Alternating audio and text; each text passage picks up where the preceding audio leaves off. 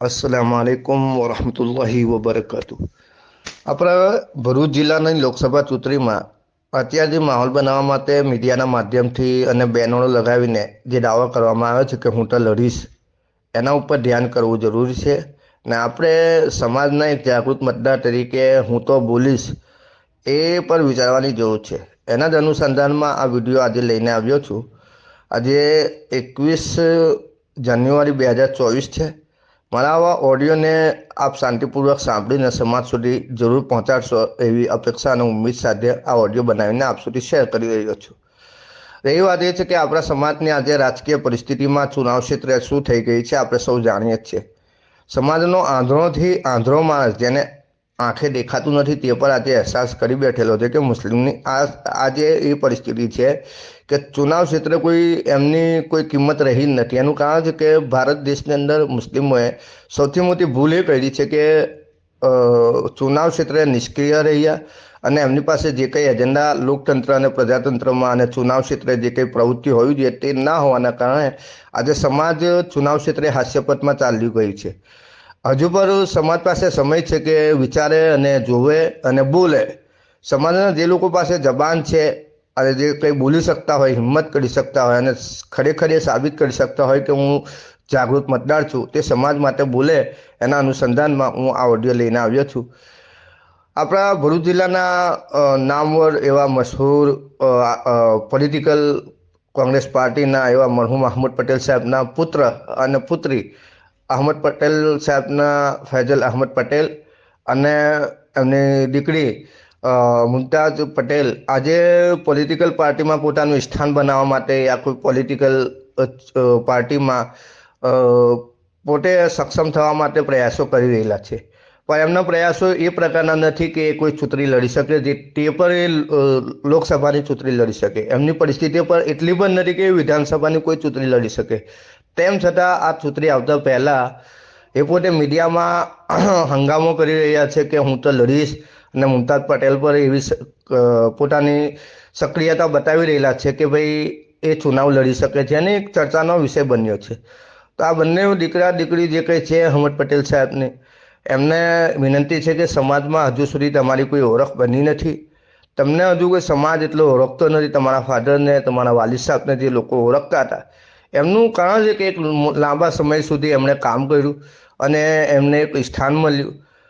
તમે જે તમારા વાલિદ સાહેબની તરફથી મળેલી જે એમની વિરાસત છે એ વિરાસતના લઈને તમે જો રાજનીતિમાં આવવા માંગતા હોય તો રાજનીતિ હવે એ પ્રકારની રહી નથી કે તમે વિરાસતના આધાર પર તમે કોઈ ચૂંટણી લડી શકો. અને ચૂંટણી લડવા માટે સમાજ સાથે મજબૂત કોમ્યુનિકેશન હોવું જોઈએ, મજબૂત સંપર્ક હોવો જોઈએ, જે તમારી પાસે 0 લેવલમાં છે. અને સાથે તમે જુઓ તો તમારી પાસે કોઈ સમાજના ડેટા પણ નથી. બૂથ લેવલથી લઈને ગામ, શહેર અને જે કંઈ પોલિટિકલ ચુનાવ સમયે જે કોઈ પણ પાર્ટી યા વ્યક્તિ ચુનાવ લડવા માંગતા હોય તેમની પાસે જે વિશેષ ડેટા હોવા જોઈએ તે ડેટા પણ નથી. અને ના તમારી પાસે કોઈ નેટવર્ક છે.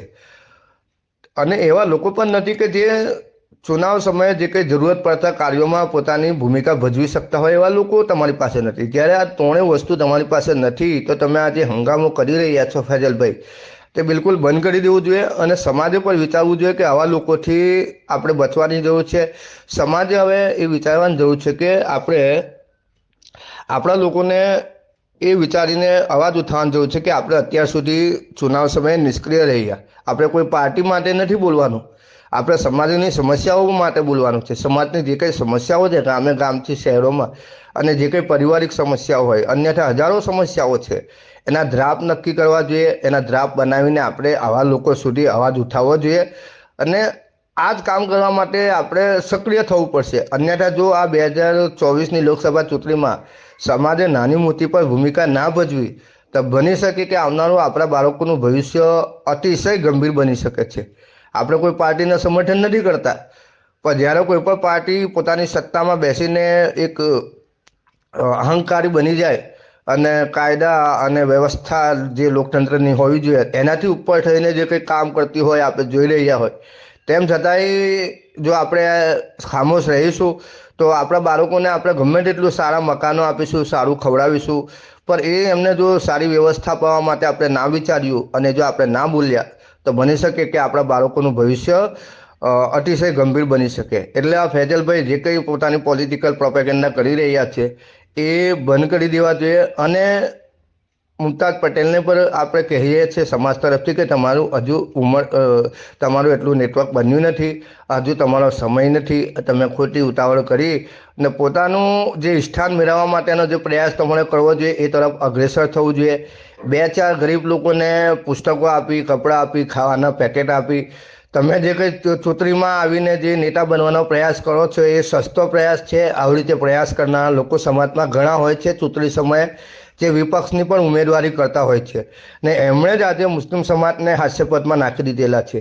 હું કોઈ પાર્ટીનો સમર્થક નથી, પણ અલ્હમ્દુલિલ્લાહ જેટલું ધ્યાન કરવું જોઈએ એક જાગૃત નાગરિક તરીકે તો કરતા રહીએ છીએ અને કરતા રહીશું. મારા મિત્રો, વડીલો, સમાજના જે કંઈ લોકો આપણી સાથે જોડાયેલા છે એ તમામને અપીલ છે કે આ ચૂંટણી સમયે આપણે કમસે કમ એટલું તો કોશિશ કરવી જોઈએ કે આપણા સમાજને એટલો અહેસાસ કરાવીએ કે આપણે હવે ચૂંટણી સમયે નાની મોટી પ્રવૃત્તિ કરવી જોઈએ અને ચૂંટણી પહેલાં આપણે આપણા એજન્ડા સામાજિક તૈયાર કરવા જોઈએ.